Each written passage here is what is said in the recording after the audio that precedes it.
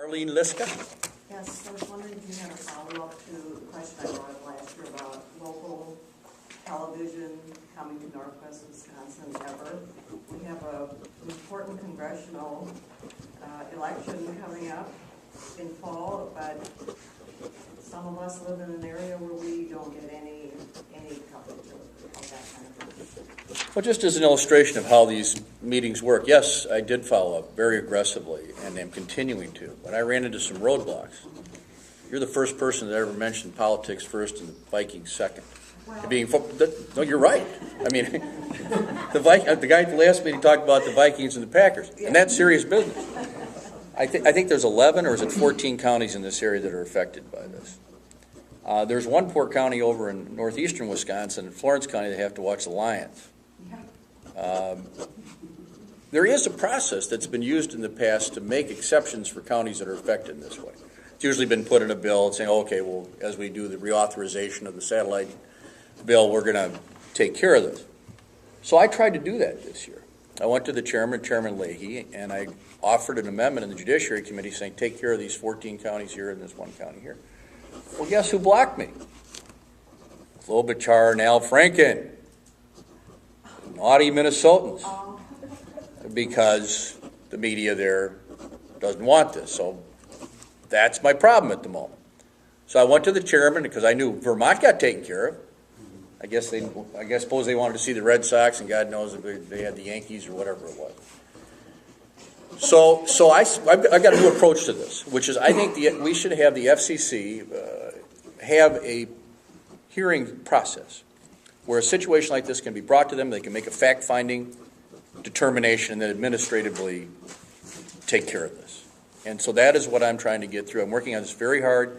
Of course, it relates to sports, but the story I like to tell, I already told this morning, is when I was over at one time at dinner in Pepin, Wisconsin, they came over to my table and said the people in the kitchen would like to meet you. They want to meet their senator. So I walk in there and they're like, where's Wellstone? They didn't know I was their senator. And this is not good. You know, people should have the opportunity to follow their government. And as you say, there's a congressional... Francis Peterson? Yeah, contrary to the Tea Party group that gets all taxes, most people say they would favor tax increase if they got something for it. And we tried the bipartisan thing. Why don't you just go ahead and fix Social Security and get something behind? You know, credit would be, for doing something, would be, I think, more advantage than a tax increase. You either got to increase taxes or you got to cut benefits. Now, just belly up to the bar and fix it while you're at it, will you? Fair enough. Social Security is not like in desperate straits at the moment, I know. but it will be. Yeah. And, you know, there's a good background for what was done before I was even in politics was they got this commission together, a binding commission, and as you know, they started to increase the FICA tax. It's up to about $108,000 now, and they started to raise the retirement age. And, you know, that wasn't easy, but it was an up or down deal, and thank God they did it because it's kept it solvent now. We need that commission again. I find a lot of support for raising that FICA limit. I used to use Tiger Woods as an example of somebody that could pay more. I thought maybe I'll use Wayne Gretzky, but he's a Canadian, so I got to find, you know, people that really could pay more. So that's part of it. Retirement age, okay, that's trickier because, as I like to say, people that work with their jaw like me, asking me to work till I'm 70, you're not asking a whole lot. But a farmer or somebody who works with their back, a manufacturer, or somebody like in a manufacturing firm, that's asking a lot more. So there might need to be some adjustment on that and not make it across the board. But if these things are done now, it can be done. Here's the other thing we have to do. People used to make fun of Al Gore for wanting to have the lockbox. Remember? Saturday Night Live. He was talking about preventing people from stealing from Social Security to pay for other things. And that also has to be made the law. Dennis Olasuski. There's other concern about the environment as well as economics. In the environment, I've listened to the cap and trade bill. And I believe that in 2009 in California, President Obama made a statement on this cap and trade that our utility bills will double and maybe even triple and he's trying to do away with the coal industry, to get rid of it. We just took a 38% hit already in our utilities.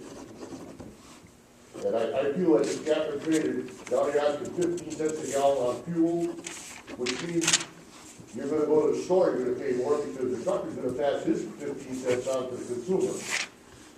You go into the store and buy groceries, the person that owns the store, he's paying more electricity, and I know my son owns the store, and he's paying it quite a bit more. Every month electricity, he's passing it on to the consumer. Yep. So the bottom line is, we're the ones who are gonna pay for it. So I think cap and trade is very bad. Also, out in North Dakota, South Dakota, Wyoming, they started a big oil field out there. They say there's 8 times as much oil out there as there is in Saudi Arabia. Yet, they seem to want to say, we don't want to take it, drill our own oil. They would add, 1,000 people a lifetime are gonna see that, and we can't drill up there. Okay. So I think there's some things that we have to look at in our environment here. And as far as the question I had for Al Gore, he's asked, won't answer.